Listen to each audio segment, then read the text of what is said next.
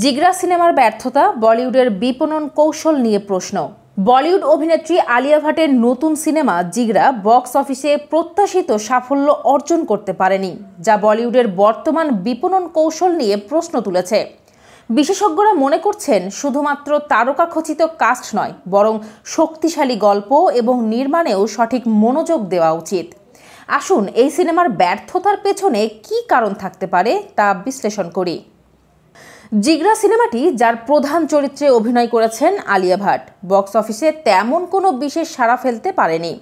সিনেমাটি যে বিপুল প্রচারণা এবং তারকাখচিত কাস্ট নিয়ে মুক্তি পেয়েছিল, তাও তেমন ফলপ্রসূ হয়নি। এতে বিশেষজ্ঞরা বলছেন, আজকাল শুধুমাত্র বড় তারকাদের নিয়ে সিনেমার সফলতা নির্ধারিত হয় না। সিনেমার গল্প, নির্মাণ এবং বিপণন কৌশলও অত্যন্ত গুরুত্বপূর্ণ। জিগরা সিনেমার প্রচারণায় অনেক বড় বাজেট এবং বিভিন্ন মার্কেটিং কৌশল ব্যবহার করা হয়েছে, তবে সিনেমাটি তার প্রত্যাশিত লাভ বা সাফল্য পায়নি।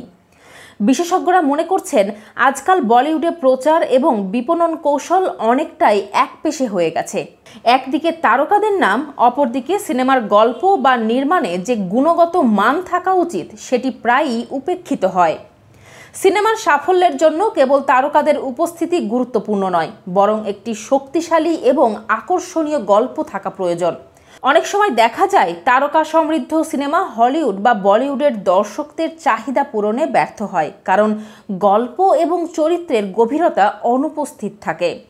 জিগরা সিনেমায় এরকম কিছুই ঘটেছে বলে মনে করছেন দর্শক এবং সমালোচকরা।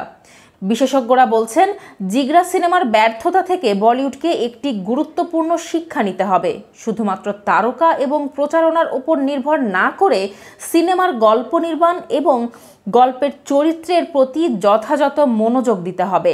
এটি বলিউডের জন্য ভবিষ্যতে বড় একটি চ্যালেঞ্জ হয়ে দাঁড়াতে পারে। জিগরা সিনেমার ব্যর্থতা বলিউডের বিপণন কৌশল নিয়ে নতুন আলোচনার জন্ম দিয়েছে। এই সিনেমার মাধ্যমে একবার আবার প্রমাণিত হলো, সফলতার জন্য সঠিক গল্প, নির্মাণ এবং বিপণন কৌশলের সমন্বয় প্রয়োজন। দেখতে হবে বলিউড এই শিখনকে কিভাবে গ্রহণ করে এবং ভবিষ্যতে আরও সফল সিনেমা তৈরি করতে সক্ষম হয়।